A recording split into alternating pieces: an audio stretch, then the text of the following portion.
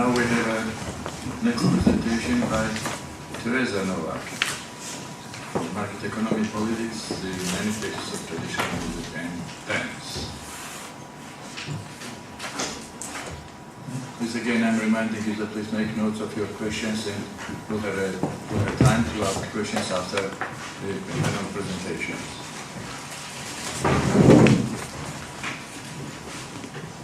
At the beginning, I want to say that this text was written from a very personal point of view, and I was focused mainly on CD recordings, not on archive recordings. Recent recordings of traditional music in Poland. What do we wish to preserve so then? Recordings of traditional music appear on the Polish market in increasing numbers. Before 1989, the situation was the opposite. The appearance of Polish traditional music records was a rare situation. Only around 16 LPs with traditional music were published throughout the whole period.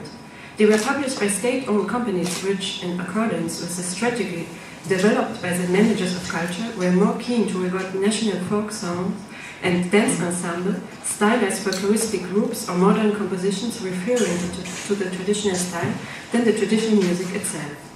Only in the 1990s was the beginning of such publication of series as Polish folk music, the series Muzyka Źródeł, Music of the Sources, this is a collection of the Polish Radio, the series from the collection of the Institute of Art of the Polish Academy of Science, Eastern Folk Music Collection. These are the oldest recordings of traditional music. And then other series which not from institutes supported from the Polish state, Muzyka Odnaleziona, Rediscovered Music, and Kurdo, and other individual publications. Above all, the last group from among the recordings, I'm focused on mainly on the individual publications, appearing in the market grows significantly. And it is impossible to categorize or set it into catalog, also because there are many informal recordings, for example, owned by the traditional musicians themselves, or in community centers by the singers, ensembles, etc.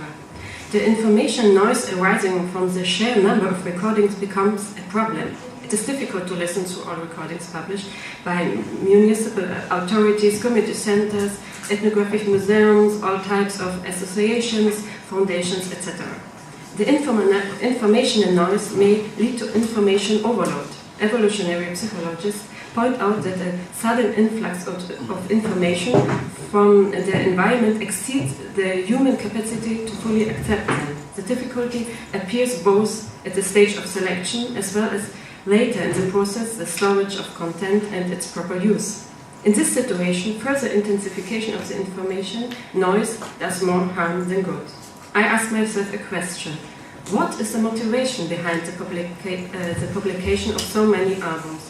Is it really about protecting the musical tradition in Poland? Are these recordings really able to preserve anything? Or maybe it is more about the possibility of promoting a region or the artists themselves. Isn't the situation impacted by grants, which often end with the recording of a music CD or video? Many years ago already, Bruno Nettel pointed to the difficulty of preservation, protection of music through recordings. Preservation of music seems to continue to be taken as a fundamental responsibility by the ethnomusicologists. But we need to know what is it that we wish to preserve and how we should go about it in the future, to build something meaningful rather than merely accumulating mass. In Poland, everything is recorded, just in case. There is a belief that recordings preserve musical tradition. It became a norm that our festivals, competitions, and shows with traditional music are being recorded end to end. The archives are overflowing. There is no time left for the processing of the material, and the question arises, will such an unprocessed material be of any use to anyone in the future? The case is similar with recording albums by the groups themselves. By the way, in this case, the motivation originates from the copyright issues. Very often I encounter a situation where the players or singers do not want to be recorded by strangers, because they are afraid about their copyright. Or maybe they are concerned that the publishing companies will profit from their effort. Hugo Sem wrote a highly interesting article an ethnomusicologist entered the record business, where he described a method of profiting of commercial publishers from the illicit use of traditional music recordings. Many recordings are still being made due to grants which usually do not provide for the remuneration for the artist. And the problem of such remuneration in Poland is still being evaded. It is a taboo that nobody wants to tackle, because nobody wants to earn less. Some traditional music publishers surely circumvent this problem by publishing a book with a free CD. In this way, it's the book and not the musical recording which earns the profit, and thus the profit does not need to be shared with the artists. A singer told me once in a folk fair in Węgorzewo that he plans to record his band because young people do not want to sing anymore, and he would like to leave something for the posterity, and that he is growing old. He said that he didn't want to entrust the recording with a local radio, even so he was offered that opportunity, not only because of the above-mentioned fear of losing the copyright, but also because he wanted to retain control over the recording. Quite often there is a recurring theme in the description of albums of recording the last performers of the traditional music. There's a belief that there will be nothing after those last musicians. This description is also used to highlight the uniqueness of recording, because the rarer is a product, the more valuable it is. Even so, it has to be remembered that it was Kolberg, the Polish ethnographer, who already mentioned that he was lucky to write down the Polish traditional music at the last moment. This was in the 19th century. That says, as a matter of fact, many musicologists at all times have been motivated by the belief that the interesting music of the world is disappearing, and that one must hang on for dear life, recording and notating and storing against some kind of musical famine. It's a warning that has been promulgated for almost 150 years, and yet music is as interesting as ever. I met also in Węgorzewo Piotr Krupski, who is a grandson of Józef Krupski, a renowned dulcimer player from Kętrzyn. Piotr started to be interested in his family music tradition only when his grandfather died. Because his grandfather was not alive to pass on to him the playing skills, Piotr learned to play from his family archival recordings. Without these recordings, the tradition could not be continued. I believe so that the grandson, due to the fact of being a member of the family, had plenty of additional information not recorded on the tape. For example, about the instrument, playing technique, musical experience, repertoire, the life of his grandfather and his family, etc., which facilitated his study of his grandfather's music. Somebody who lacks such information might copy the music note after note, but it would be more difficult to understand it deeper. Nettle stresses: we must find ways of preserving and recording the concept part of the model. This seemed to me to be in fact more urgent ethnomusicology than the continuing preservation of the musical artifact alone. In case of newer recording, where the performers are still among the living, the lack of a richer commentary is astonishing. Maybe they believe that the context information is so obvious as not to be needing a mention. I suspect that one of the causes lies with the financial grant stream.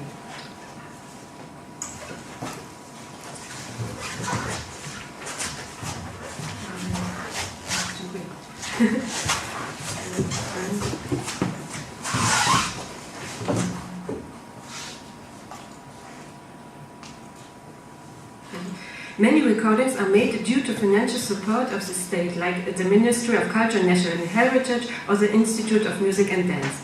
Their projects are more often financially accounted within a calendar year, and a long-term financial support is a rare phenomenon.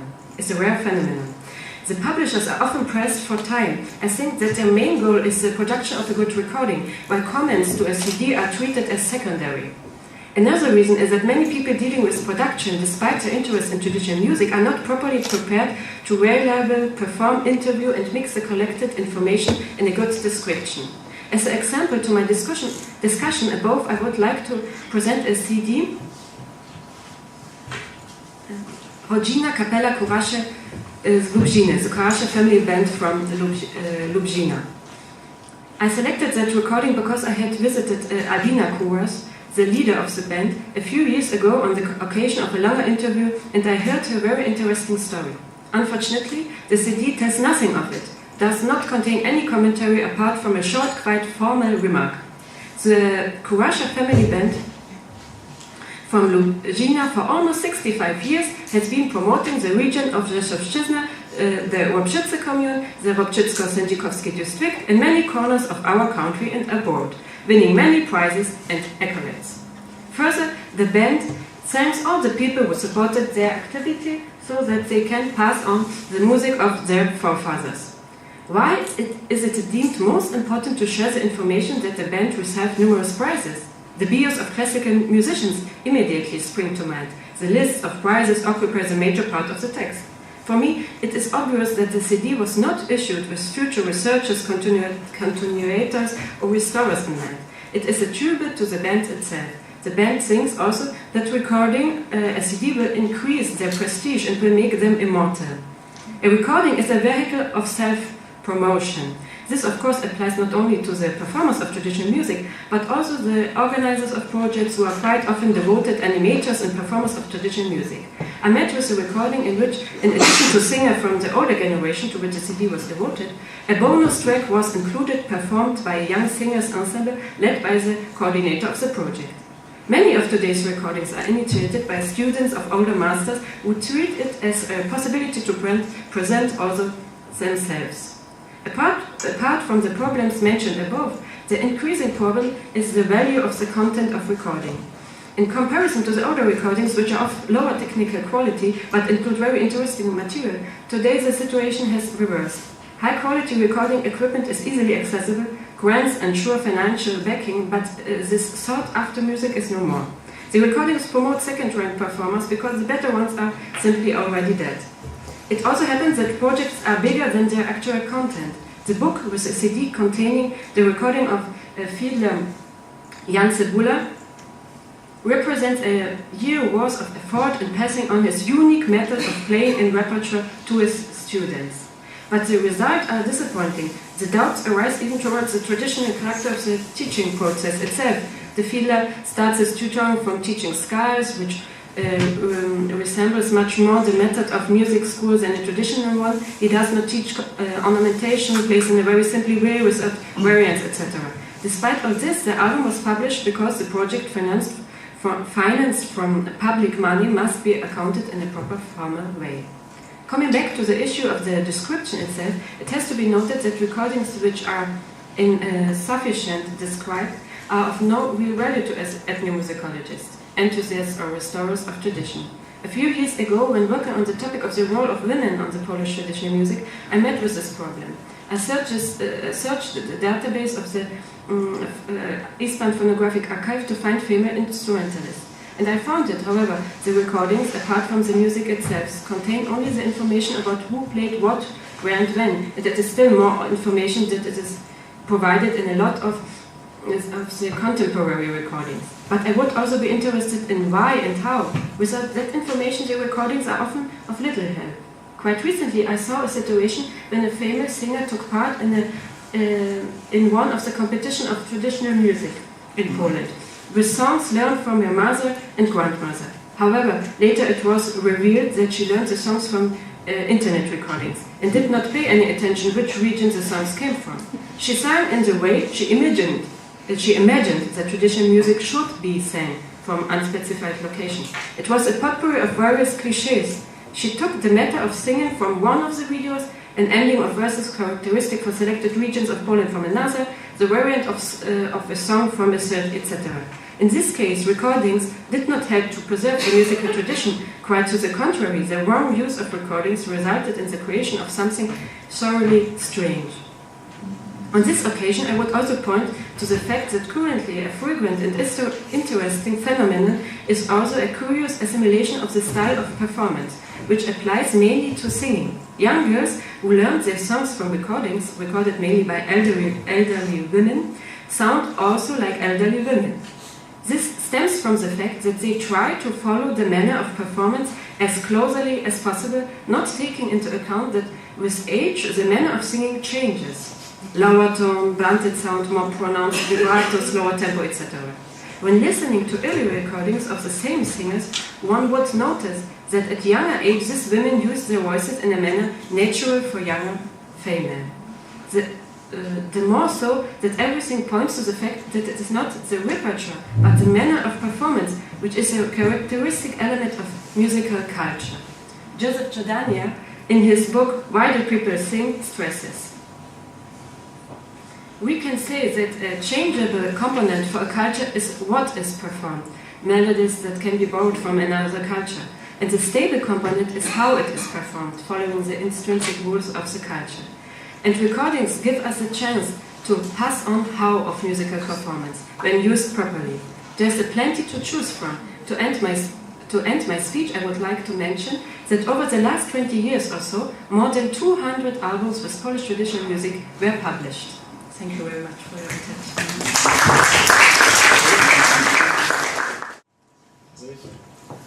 Thank you very much. This was an excellent panel, really, and many of the subjects is really what I've been doing also, so I have so many questions. I will try to, but first of all, I think that what you're doing, everybody is discussing really how the format or the place available for folk music actually influences the music itself. That could actually be a theme for a conference, I think, how the strains, how the format is influencing what we're doing, what we're listening, what we are perceiving of music. But anyway, I think that competitions is, but I'll skip that question now. I'm a little bit concerned with the CD production thing, because in my institute we also have a CD record company, which was the state-owned record company like Melodia or whatever, but today it's not allowed to make new recordings of music. It's the government decided it has to do with archive recordings.